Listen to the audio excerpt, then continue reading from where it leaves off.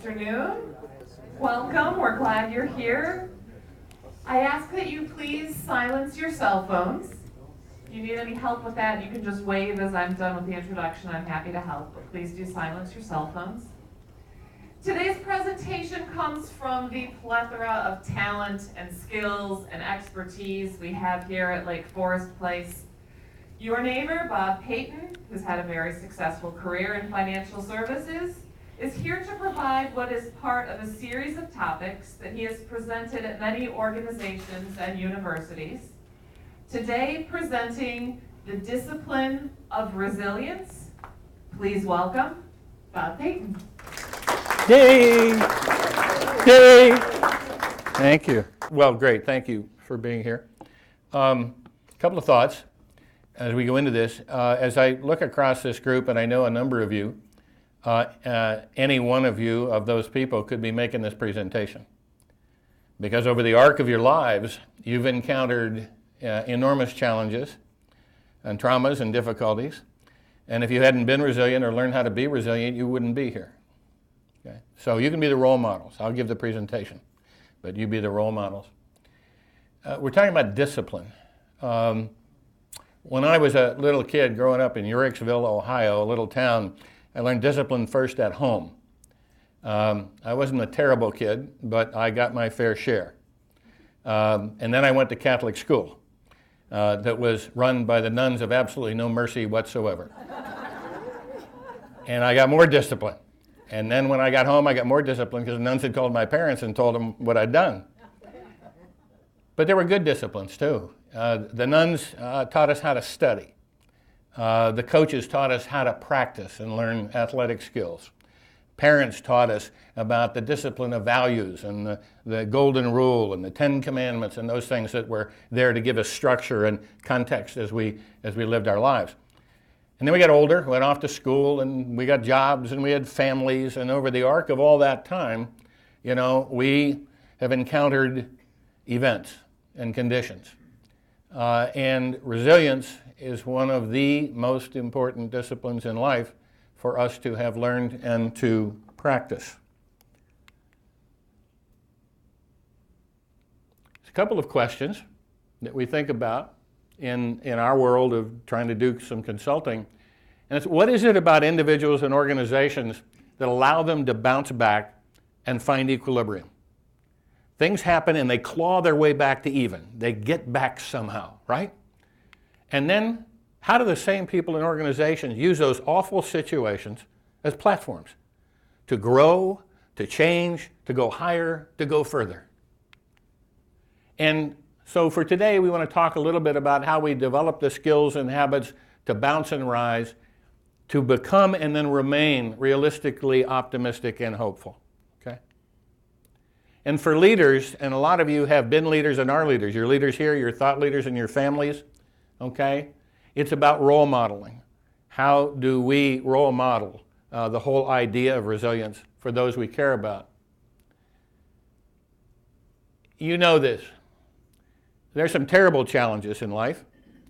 Think about horrible childhoods, family dysfunction, disease, accidents, unexplained death, truly stupid mistakes, economic dislocations, financial disasters, school shootings, competitive attacks, natural disasters, terrorism. I know a little bit about that one. I was there. We were raising capital in New York. We were supposed to be in one of the buildings in the afternoon. And the insurance company that I was responsible for at the time paid almost 50% of the death claims in 9/11 because we had clients in those buildings. Think about the resiliency in those families, okay? And what they had to go through, after that, just to claw their way back to go anywhere, okay? And then things like national well-being. There are studies that are run around the globe where they look at a nation's feeling about its own well-being, right? How do we feel about America versus how do the Greeks feel and the Irish and so on and so forth? 2017 was the worst year ever on record for America, for how we feel. It's not about economic dislocation. I mean, the jobs are out there, the economy, the stock market, right? But the fact is, we don't feel very good about what's going on in our country. And there are also many forces at work, which you know all about. There are economic forces that are drivers, social drivers, technology drivers, competitive drivers, political drivers. They're all around us these days. Innovation and conflicts. And all of these forces are interactive. And if you ever want to read a great book, read Thanks for Being Late by Friedman. And it's about all of these forces at work, and they're all combining, and they're all hitting each other and ricocheting off each other. It's dramatic. And also, one of the things we've learned, particularly in our consulting practice, is that personal and organizational reserves are limited. Okay? We all have normal reserves. You all know that, right? You get into a situation where you got to call on your reserves, you got to stay up late at night, you got to work harder, you got to do this, you got to live with tension, stress, whatever it is, and you do it, and as long as you get some rest afterward, you're fine, right? We bounce, right? We're good. There's also something called the terminal reserve. And the clinical psychologists look at this as a finite reserve. It's there, we can call on it, but for every hour we take out of the terminal reserve, it's gone forever. And that's why people burn out. That's why organizations burn out. Businesses fail because they've been under stress so long. They've been under pressure for so long. It's been so bad for so long, they simply can't respond any longer. What we find, though, is that people and organizations do bounce and rise. And actually, they increase their reserves. We find it's actually possible to increase that terminal reserve by the way we deal with situations as we encounter them. The really good news, any individual, any organization can be more resilient because, in fact, it's a learned skill. Okay, it's not in our DNA. We may get some resilience from our DNA, but it's mostly a learned skill. My background, I've been lucky enough to have some leadership roles. I'm part of a talent consultancy now. We do executive coaching, we do all kind of organizational effectiveness work. And our newest focus for the last couple of years has been resiliency. What is it? How does it work? How do we build it? How do we keep it, right? And the key conclusion that we've reached is that there is a set of intellectual and emotional habits based on a combination of things, attitude, practice, and action, that aggregate to form something that we call the discipline of resiliency, where optimism and hope can actually be real because they have been earned. Okay? For individuals, what this is it becomes who they are, becomes how they act, how they respond to challenges and adversity. It's their ingrained behavior, if you will. It's their personal culture, right? It's who they are. And for organizations, it's the same thing. It's the same, their culture, what they believe in, what's important, how they behave, and how they react. And for both individuals and organizations, again, it's a learned behavior. It evolves from practice, and wishing for it is a waste of time. You earn this stuff. Okay? And it's not that the glass is half full. It's not the point. The point is that it's doing what it takes to fill it up. Okay? Attitude. There are pillars of emotional and intellectual thought that has been discovered by the clinical psychologists, the people that spend a lot of time in behavioral space. Okay? And what they will tell you, that if you aggregate their thought process, is that attitude is the lens through which we see the world. It's complex. And they're influenced by many, many things. Okay? Our upbringing, the role models we had as children, the assumptions we make about life, the assumptions we make about others, the assumptions we make about ourselves. As Mortimer Adler once said, if your original assumption is wrong, every other decision compounds the mistake. Okay? The values we hold, what's important to us, our ethics. Okay? What's okay? What's okay to do? What's not okay to do? Do we have needs to give or take? Are we takers or givers? Our time frame. Are we in a short-term time frame or a long-term time frame? And what's our focus? Is it wide or is it narrow? Very specific down to our world. And it's the rules we live by, right? Do the right thing or do what you want. Ten Commandments? Golden Rule? Your own rules? Are they rigid? Are they flexible? All these things make up our attitude. And this habit, number one, our attitudes, we find out something when we look at resilient people and organizations. They have very realistic, but essentially very positive attitudes. They are up versus down, they are can versus can't, and it's supported by their mindsets.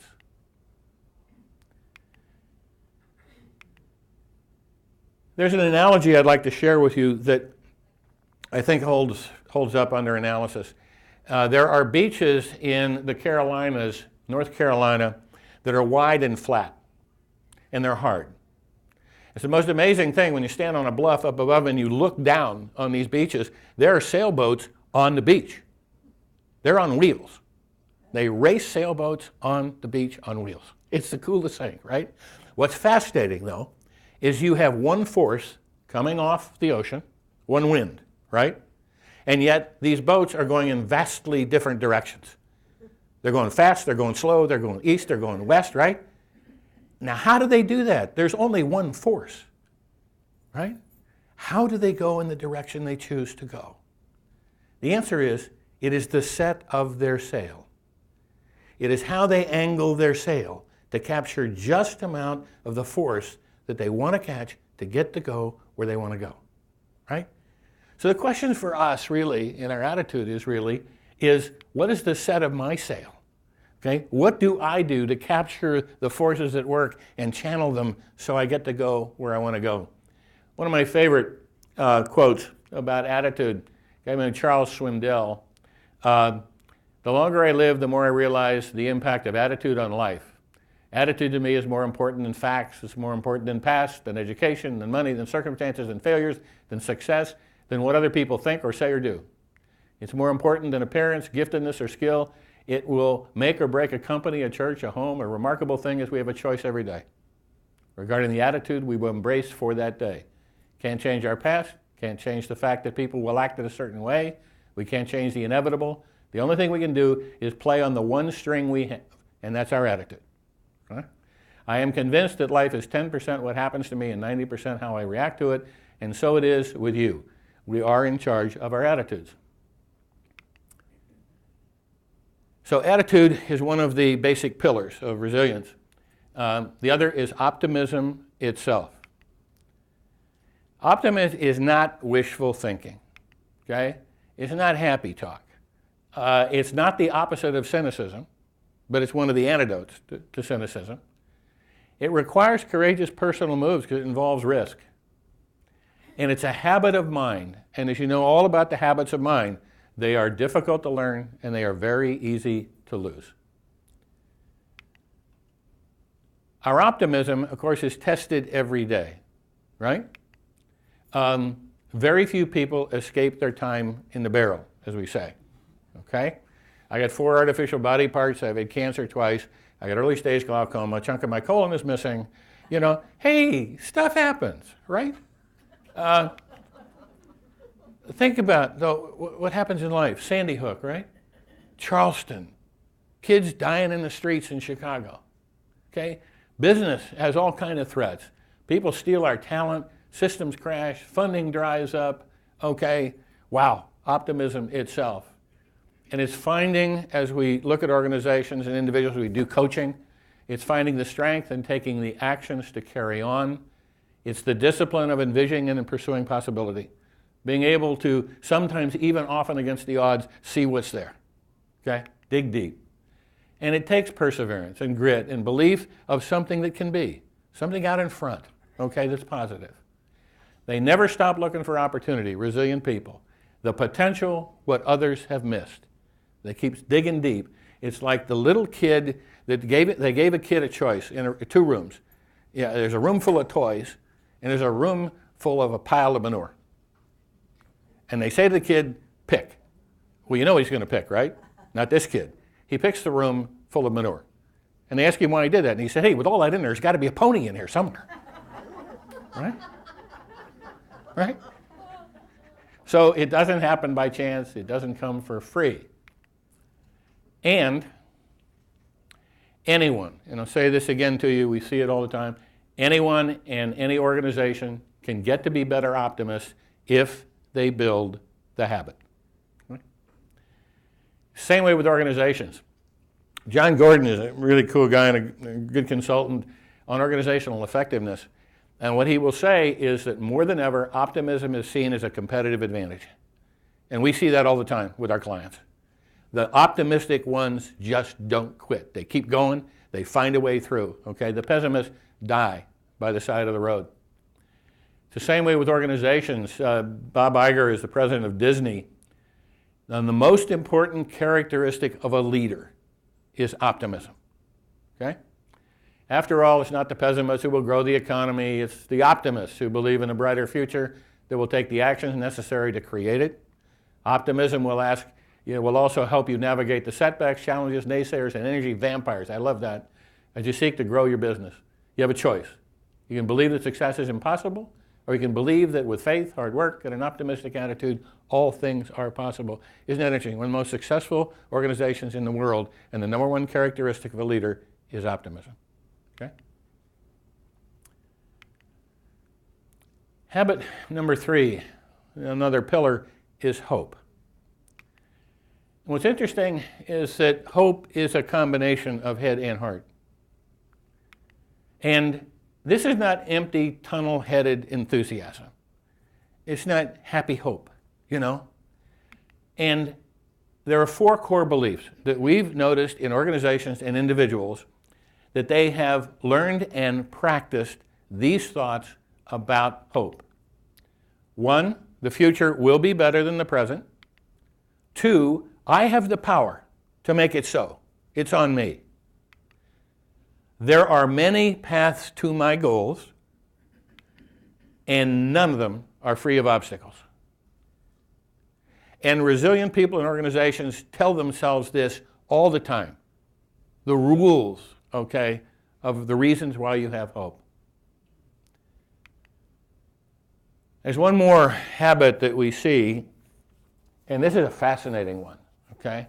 It's called the habit of gratitude. Gratitude for the good things in our lives gives us extra incentives to fight for what matters, okay? When people are grateful for the good things in their lives, they're going to fight for those. They're not giving those up easily, are they? Right? We're grateful for our kids. We're grateful for our lives. We're grateful for our success. We're grateful for our background, our education, whatever it is. We're grateful for all that. I have an Uncle George. He's gone, but he woke up every morning. I used to ask him, "How can you be so positive?" And he said, "I wake up every morning," and he said, "I talk to myself about all the things I'm grateful for," and he said, "It fills me with joy." And joy fills me with energy, right?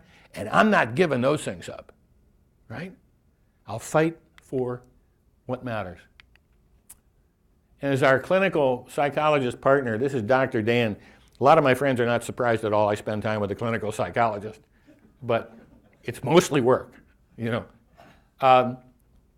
said, when we're grateful, you notice more and more positive things. This unleashes an upward spiral or positive emotions which feed on themselves, open us to new ways of thinking and viewing the world and to new ways forward. Okay, all this stuff sounds great, right? What's the payoff? Let me tell you a story. The Japanese held a number of GIs prisoner, of course, in the war. And when they got back from the war, these were held for anywhere from 4 to 8 years by the Japanese. They were tortured, kept in solitary confinement, brutalized. Okay? When they got home, they were tested by a whole bunch of psychologists and behavioral people and so on and so forth. You know what they found? Not one case of post-traumatic stress disorder. Not one. Not one case of depression. Not one. How is that possible? How is it humanly possible? And they said, well, there were things that they did, the things that they felt. One, they were optimistic that someday they would get home. Secondly, they were altruistic. They had a passion for taking care of each other. Third, they had a sense of humor. They could laugh about the worst stuff you can possibly imagine, And fourth, they had purpose. There were reasons that they had to get home. I got to get home to my family. I got to get home to work. I got to do this. I got to get back to my education. I have purpose in my life. Okay? The payoffs. It's absolutely fascinating. Study after study shows that meaning in their lives, and organizations recover sooner.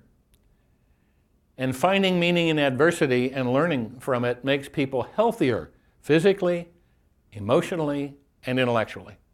Okay? Hope leads to everything from better performance in school to more success in the workplace to greater overall happiness. We are happier with ourselves and others. Okay? We've learned to probe the causes and consequences of the adversity, and as a result, we are wiser. Right? We fix and then take advantage of events. Right? Not only fix it, but take advantage of it. And there are major reductions in stress, and people who are in this frame of mind counter negative situations more quickly. One of the things we see, because we do a lot of executive coaching with leaders, is the resilient person and organization is actually coachable. We can work with them. Okay? Those who aren't are almost totally uncoachable. Okay? There's something about them that lacks the capacity to go deep enough to learn and change and grow. And the best leaders, interesting, back to Disney, right? The best leaders, they model themselves as optimistic and hopeful. They teach their organizations to be learning machines. No matter what happens, we go to school on it, right? And they create a culture of resiliency by telling themselves and their people, we bounce quickly, we don't spend time in the valley of despair, we learn from every event, and we turn bad situations to our advantage. And this is a skill. And it's a skill that parents, as leaders, teach their kids.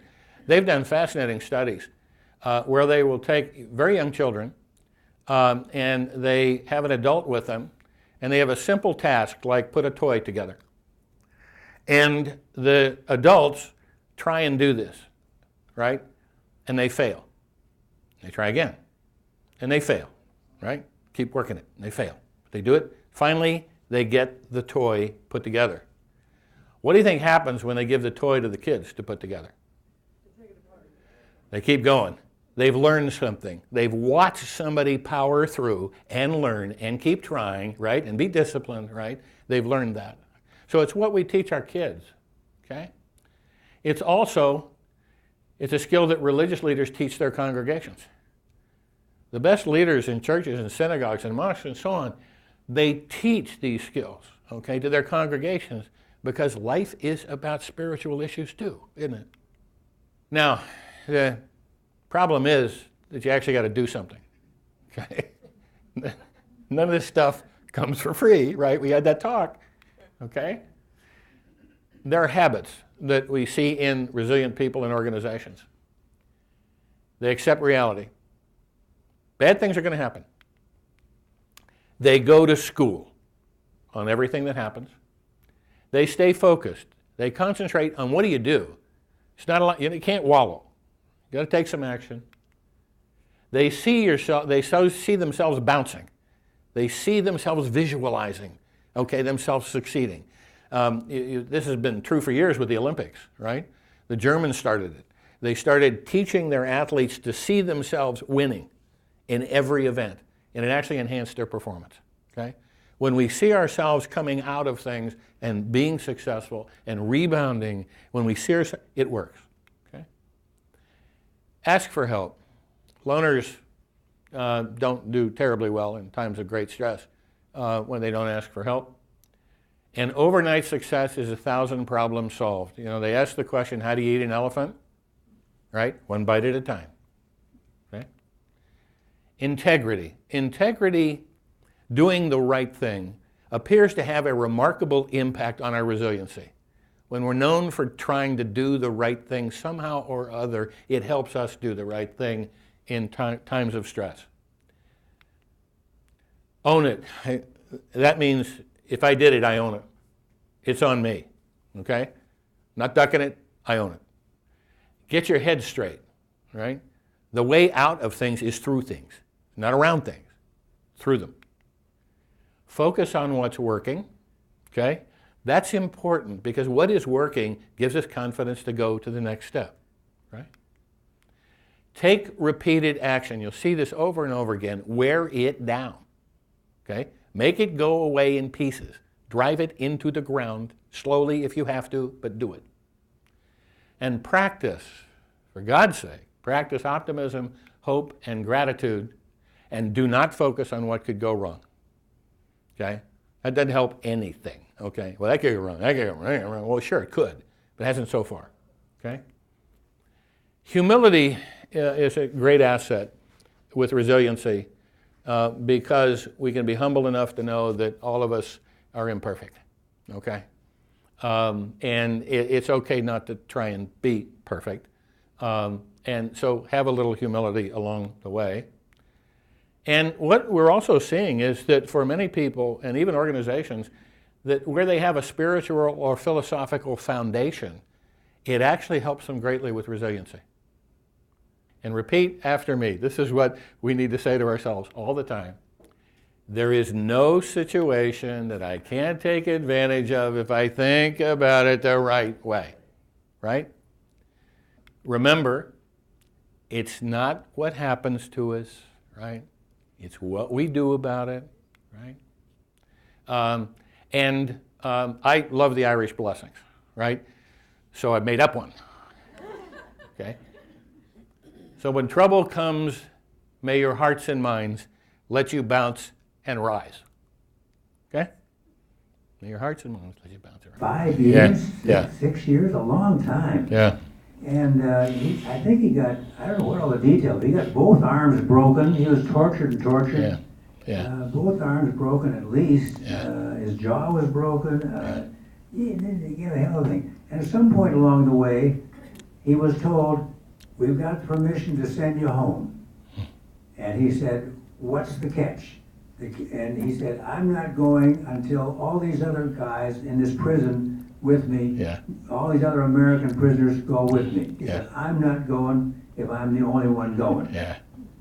And this guy he had a hell of a lot of resilience. You bet. He had a hell of a lot of resilience. And he went on to have a fabulous career afterwards. Yeah. And you mentioned these guys, these other prisoners of war you mentioned, did not have post-traumatic stress syndrome. Yeah. I guess John McCain didn't waste time feeling sorry for himself. When he got home, he just went to work. He did not waste any time complaining or feeling sorry for himself. No. I think John McCain is a fabulous example of what you're talking about. Great role model. Absolutely wonderful role model. Okay. Yeah. You mentioned connections, and one of my beliefs in your context here is the importance of being supported both as peers and as colleagues. And could you go a little more into how the connections in terms of our current condition in a community, how those connections can be made more meaningful as we pursue the next part of our lives? Yeah. Boy, fabulous question. And a critical need, particularly as populations age, right? Isolation is deadly for older people. It's deadly. It'll kill you. And so what we've learned about that is that living in a community where connections are sought, both by us and by others with us, are really, really important. Part of the responsibility is ours, okay?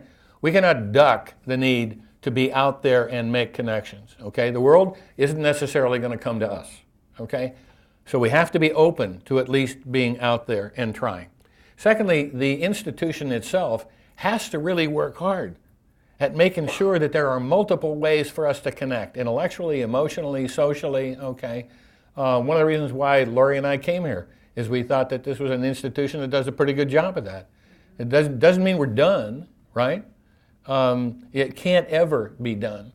But you're absolutely correct. When people stay connected, they live longer. There are studies that prove it. Okay, so one, we got to do it ourselves and try, and secondly, the institution has to help us too, right? Some of us, I'm not one of them, are shy. But I learned a long time ago working with actuaries who are generally introverts, okay? I mean, an outgoing actuary was somebody who looked at your shoes when they were talking to you. I mean, and so, we are different personalities, and the introverts, we need to seek them out, okay? We need to call them in, right? And the extroverts need to, play their role in doing that. Yeah, great point. Totally agree. Oh. Well, I think we as children had a lot more people or a lot more organizations that were behind us too. Everybody was in Boy Scouts, Girl Scouts, they went into all of the different things they learned in school. Yeah. They had clubs, they had this, they had that. Yeah. I think that part of that is disintegrated to some extent, and that they don't have that to kind of give them the extra push that they need. I think how they assimilate into different things. Yeah, I think there's some truth to that. And if you look at just the statistics of teenage suicide, okay, it's this disconnect, right? They're connected to devices which do not connect them to other people nearly as well as they think they do. You can have 400 friends and be lonely, okay? And so, I think schools. They were taught and how they assimilated these things and how it gave them the attitudes to Right. go on. Yeah, I think schools more and more seem to be understanding, how important it is to disconnect the kids from the things that keep them or make them lonely and get them involved in those things that pull them together with other people. Because you learn so much by being part of groups, right? So much for being part of teams, right? Organizations. They teach us social skills, okay? One of the things that we're working on now is another discipline called the discipline of trust. And it is one of the most important disciplines in life to learn and to practice. And what we find is that trust is really fascinating. It's chemical as much as anything else. When they test, they'll test animals who have to approach each other, right? And they'll actually look at their brain chemistry, their blood chemistry. And when they finally cross over into being willing to come close and touch, right, endorphins grow, okay? And their body chemistry tells them, this is safe, this is okay, right? And one of the things we're trying to do is to figure out as people all along our lives is, who do we trust? And interestingly, are we trustable? Okay, are we trustable? Do they trust us? We go through an exercise with clients and organizations where we have them take a piece of paper, draw a circle, and put themselves in the middle of it, and draw a line out to the side for every major important human being to them, and put their names on it. And then we ask them on that line, okay, put a dot where you think you trust them. Closer to you is high trust. Further away from you is low trust. And then do the same thing with them and ask yourself, where are they on trusting me? And you can learn a lot about just doing an exercise like that, because you'll realize there are people that I don't trust and I know why. But there are people that I don't trust and I don't know why, okay? How do I fix that? How do I build and maintain trust? It's a skill. It's a discipline. Okay? But you're right. Yeah. Okay. Another example that I'd like to point out to you, tell you about, I think a number of people in this room knew Bob Nuchel. He was an active member of the Presbyterian Church here in town. Bob Nuchel was a runner in college, and he thinks he would have been probably qualified for the Olympics in 1940 but the Olympics were canceled in 1940 because of the war. Anyhow, he spent his career as a consultant for McKinsey and Company, and in due time he became a professor at Kellogg School of Management in Northwestern University. He wrote a book called The Servant Leader, and he believed very strongly in that, the servant leader. Yeah. So he felt if you would ask yourself repeatedly, how can I be of service to you? Mhm. Or how can I be of Yeah. service to the organization that I Yeah. belong to? Yeah. If you're thinking of being of serving others, Yeah. this puts you on a good path. If you're working Yeah. on serving others, then you're on the right path. Boy, that is so true. It's absolutely true.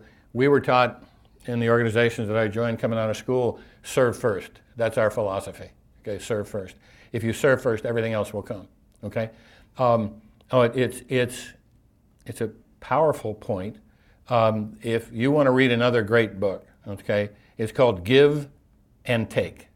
Okay, and it's a study of individuals and organizations of who wins over the arc of time. Do the takers win or do the givers win? Right? Now you might say to yourself, well, it's the takers, right? They just grab, right?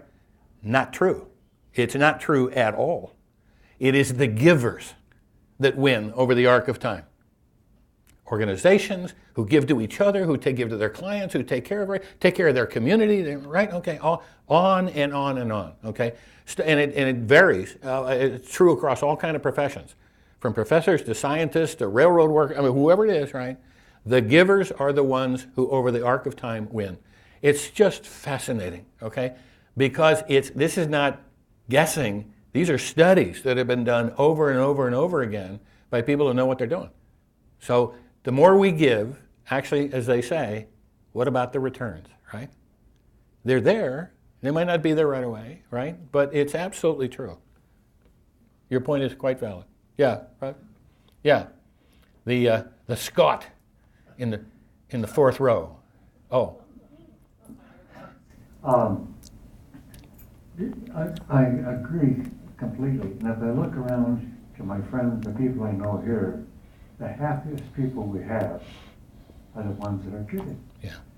The most unhappy people are the ones that are taking. Yeah. And I couldn't agree with you more. I love the book because I can give it to an executive that I'm coaching. And I want you to read this, okay? And I want you to do a self-evaluation, okay? Are you basically a giver? Are you basically a taker? And let's decide what needs to be done about that, okay? And what we find over and over again is that the most successful leaders I've ever worked with or worked for were the ones who put in more than they took out, okay? That's an interesting philosophy. There was this great basketball player, and I forget his name. Played Bill Russell, played for the Celtics, and they asked Bill, at the end of your life, what would you like to have written on your tombstone? And he said, I would like him to simply write, he put in more than he took out. Kind of cool. Yeah, Yeah, Bob, could you elaborate on one thing? And we've been talking about developing habits and this kind of thing, but there was something there you had where you indicated that you don't start with the right attitude, you're not coachable. So how do we reconcile that? Well, that's complex, okay? Because remember all those things that affect us, okay? Our attitudes. We all know people have terrible attitudes, right? Those were built into them, okay? And attitudes are basically carved. You can change your attitudes, but only with really, really hard work. So you have to think about, okay, what were the influences in my life? What were the beliefs that were taught to me as a kid? What are the experiences that I had growing up in life, okay? What happened to me? What happened for me? What did I do? What did I learn, okay? And these lenses that we talk about, okay? Give versus take, narrow versus wide, and so on. These end up being how we see the world. And how we see the world always conforms to what we want to see, right? So we need to be careful about our attitudes. Because if we have a negative attitude, the world will be negative. If we have a positive attitude, the world will be positive. But we have to keep telling ourselves these things, these lessons, right? The world is not out there to serve me, okay? But I can do things, I can make it happen. I believe in myself. I believe that basically the world is a decent place and I can carve my way in it, okay? These are attitudes. And what we see in organizations and people is Positive people, positive organizations who have positive attitudes win. Organizations and people that have negative attitudes are generally confined to the margins. They sometimes win because they're smarter, or they got more money, or they can carve something out, they can buy something that gives them time and space, right? That doesn't make them successful, right? The component of a sense of humor, if we can Yeah. manage that, especially to just laugh at ourselves. Yes. I can imagine, I live with a woman who lives alone, and I hear her every so often say, "You goofball," when she's made a bad mistake. Yeah. And then it can bounce off or not. Yeah. I can punish myself or choose the other way. Yeah. But it speaks more about the sense of humor and how it's important. Oh boy, that is a great point, Deb. People who have a sense of humor or who can respond to humor are generally healthier. Okay? I mean, what was it, Reader's Digest used to say, what was the column? Laughter is the best medicine, right? In fact, that's true. That's quite true. What we see in organizations that have the right attitudes is that they generally have very good senses of humor. They rag on each other, they kid each other, they play jokes on each other, right? They're out there, they're unafraid of being vulnerable. And I think that's part of a sense of humor, is you have to be vulnerable, right? And you have to be capable of being kidded, right? And so organizations, I mean, I'm lucky, I work with a number of organizations that are just hilarious. I mean, they will do things, to each other, you hardly believe, what they'll do, just to have fun, right? And they'll tell, I have one client that starts every meeting with either, what do you know good or what do you know funny? Okay? Every single major meeting. What do you know good or what do you know is funny? And they get a lot of the funnies, and it sets a tone, right? When we're laughing, okay, when we're open, we're vulnerable, and I think that helps a lot of us. I have often thought, remember the Prairie Home Companion? I loved that show because it was both poignant and funny and so on. But I've often thought, and I don't know whether I'll ever get to it, but I wish somebody would, is I think we ought to have something like that, okay, for Lake Forest Place, okay, for a retirement community, right? Maybe the Stairway to Heaven retirement home or something, and, we'd do all the goofy things that happen to us, and it happens to us when we're older. And All above average. all above average. Absolutely. Absolutely. I love that. All the women are strong, the men are good looking, and all the children are above average. Yeah. Back to isolation. Yeah. I think cell phones have an awful lot to do with isolation. Yeah. Young people can't go any place without their cell phones. Right. And I see mamas walking little kids in strollers, and mama's on the cell phone. She's not with that child. Yeah. Yeah. And I think it's really dangerous. I think in our there's society. Yeah, I think there's some real issues with that, and there's some studies now about how the programmers in building apps and so on are studying how people get addicted, and they're trying to figure out ways to build in reinforcements to the applications, where you check in, you get a happy face, or you do this, or add whatever, right? So you get reinforcements, and so you get hooked. Okay. So I think it's really the kids. They're more vulnerable than we are. We're more skeptical. We're more, but the kids are too easy in that sense. So I think there's real risk to that. And by the way, I think Charles Lindahl, I think that's who Marilyn That's is right. referring to. Yeah. I think he's a minister. Is that right? He does do a lot of writing, Yeah. but I think he's a minister. Didn't know that. As an architect, I did a lot of meetings with groups where I needed to draw out creativity and have people change in terms of understanding what their position was and so forth, or modified for a purpose. And I was wondering, in your career here or in your current work, I noticed in my work a gender difference between men and women who were able to open up to understand new ideas and this sort of thing. And I often wondered, for a person doing your work, whether that was true also, that women tend to have a greater ability to open to the kinds of things that you're espousing. I think there's some truth to that. What we're finding in the world of business, and I'm lucky enough to work with organizations that they simply wouldn't tolerate gender inequity in any way possible. Whether it's title or money or what, they're not putting up with that. But they do find that women, and this is a very tiny, narrow range, so let's not get too far off polarities, right? Women do have a tendency to be more open and nurturing by nature, where men are generally taught to be competitive and win. Women are generally more open to that. Now, what they have to be careful about in the world of work is that they can't lose discipline and accountability and performance and all those things, but at the same point in time, to create relationships and empathy, right?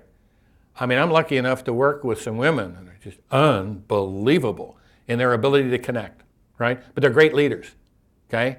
I care about you greatly, but you will perform, okay? So, yeah, I mean, we're still seeing gender inequity in terms of the number of women on boards, okay? It's changing, but it changes slowly. There's still some gender inequity out there in terms of, compensation, but that is changing. I mean, not one of the organizations I work with would tolerate that. Absolutely not. You got the job, you got the pay. And I think that really helps because then you don't have women feeling like they're behind the power curve, right? They've got something else to prove beyond just doing their job, right? Because they're women. Ridiculous. Okay? So, good point. Yeah. I think I like the way the world of work is generally evolving. I see us being more open, more sensitive, more inclusive. Every organization that I work with now, I mean, they're working hard at inclusivity, okay? And they don't do it for some happy talk reason. They do it because they think it works, okay? When we are global and we are together and we are integrated and we are across, okay, we get things done faster and better. That's what we see in organizations, is the ones that are hooked together, male, female, old, young, black, okay, those are the people that charge. They get it done, okay? When you have organizations that the segments or silos, okay, that are polarized and out, it's hard. It's really hard. Good point. Have I worn out my welcome? I think I'm pretty close to it. I think when you smile, the world smiles with you. Yes. Isn't that true? And again, I think that's back to this sense of optimism. It's so much easier to smile when you're optimistic and you see the good things in life. And as you say, you wake up in the morning and Uncle George would sit there and think about, I'm grateful for this and grateful for that, and he fills himself with joy. I mean, that's what I think we're here for. Yeah. All right. Hey, I'm grateful for your time this afternoon. Thanks very much for being here.